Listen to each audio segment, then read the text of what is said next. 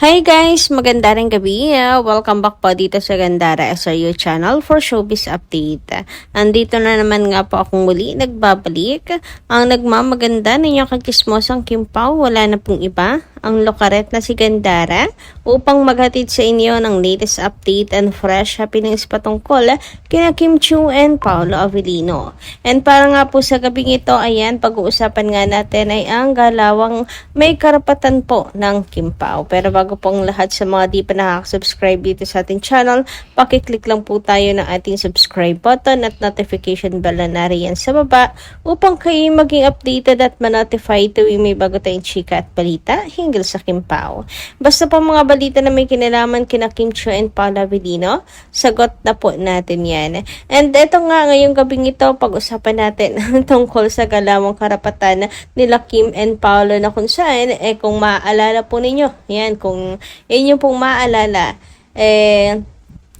itong mga nakaraan nga, sina Kim and Paolo, talaga naman pong matapang nang ipiniflex ang isa't isa. Naalala nyo po ba? Grabe, ang tapang na nila Kim and Paolo, unlike before, na meron na pong pag-flex sa social media, pagmamalaki, ganyan. Dati, nagtatago pa yan. Kunyari, hindi magkasama mag-gym, may kanya-kanyang update, kanya-kanyang angulo, pero nahuhuli pa rin naman. Pero iba na ngayon, talagang may pag-flex na po sila sa isa't isa, happy na sila i-share sa publiko yung mga happy moments nila, masasaya nilang moments na magkasama, yun, experience sa journey ng kanilang relationship. Mas proud sila ngayon, 'di ba? And about nga sa ganap sa Canada, tapos meron pang hiraman ng phone si Kimi. Pag hiniram ang phone kay Paolo, isang sabi lang, si Pao bigay agad. Syempre, galawang may karapatan yan o, 'di ba? Mga galawang may karapatan lang po yan. So si Paolo, okay commander, here. Charot, ang bilis lang kausap. Samantala, tungkol naman dito sa kiss ng Kim Pao. Hoy, kiss ng Kim Pao, wala pa.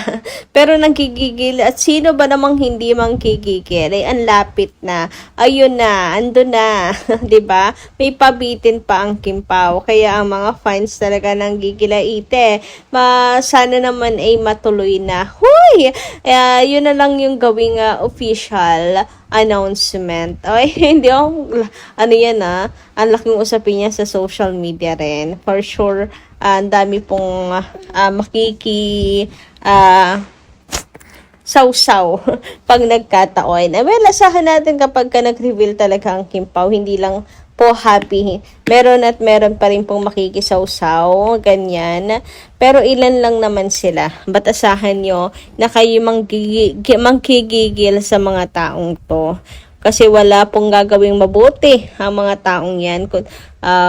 Kundi talagang sirain to the max si Kim Chiu. Ngayon pala naiisip ko na ang mga kaya po nilang gawin. Kasi mga desperado ang mga yan, masira lamang po si Kimi. Kaya may kaakibat po ang kanilang pag-amin, sure, na mga negative comments. Anyway, dumako naman tayo dito sa mga nais nating i-shoutout ngayong gabing ito para mapasalamatan natin ang ating mga taga-subaybay sa pagko-comment at pagsubaybay sa ating mga updates araw-araw. So, first comment po natin mula kay Ma'am Mila Carillo. Shoutout po sa inyo, Madam. Thank you so much.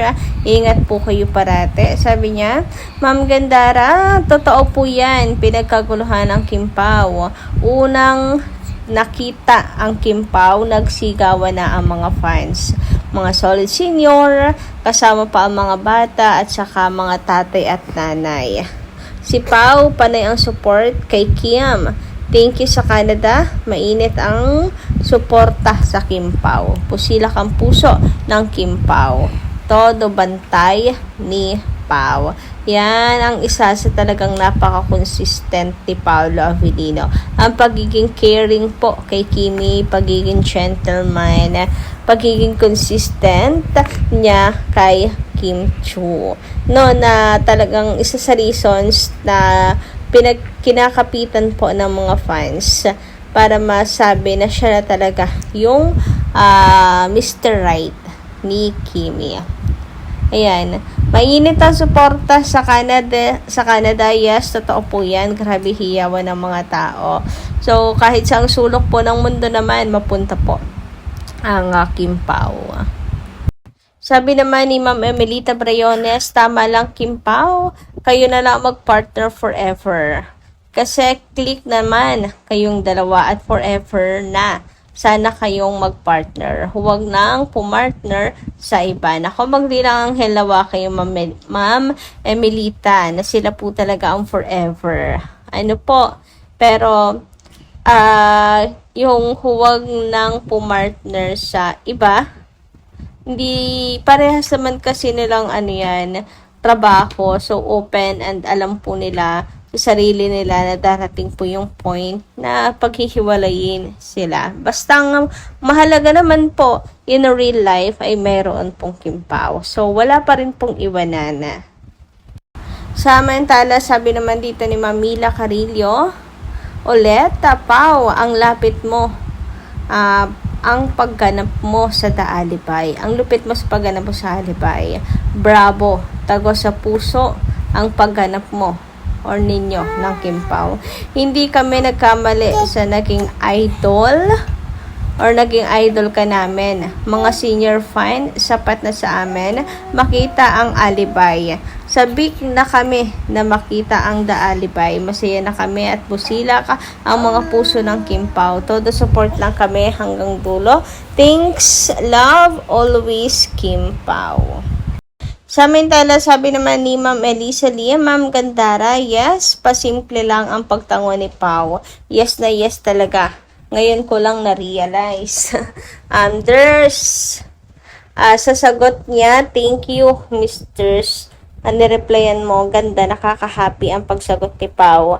Si Kim walang alam na off guard niya si Pao.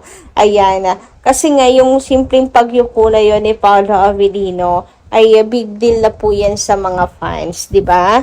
May pakahulugan po ang ibig sabihin ni Paolo. Ito po ay kanyang tahimik na pag-amin.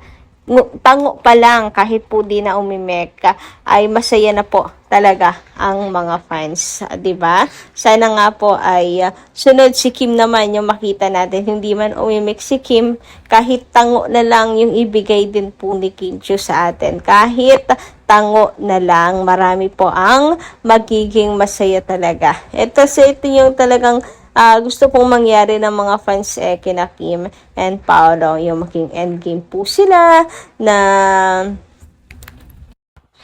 sa kasalan po ang punta. Kaya advice po ng mga fans kay Paolo Avellino, wag mo nang sasayangin pa si Kim Chiu kasi mahirapan kang humanap ng kagaya niya.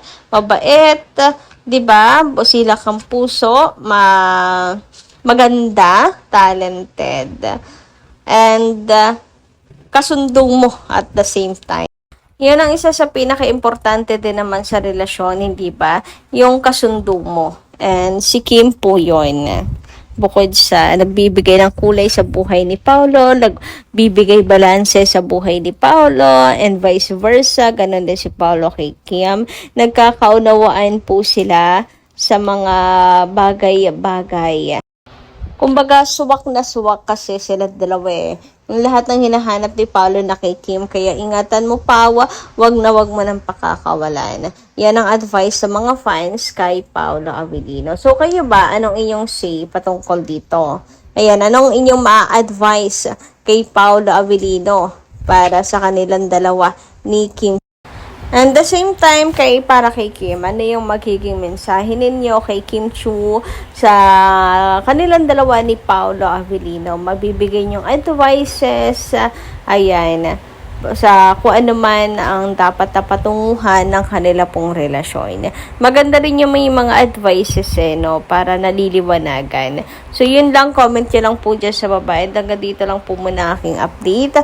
Maraming salamat po guys sa inyong pakikinig.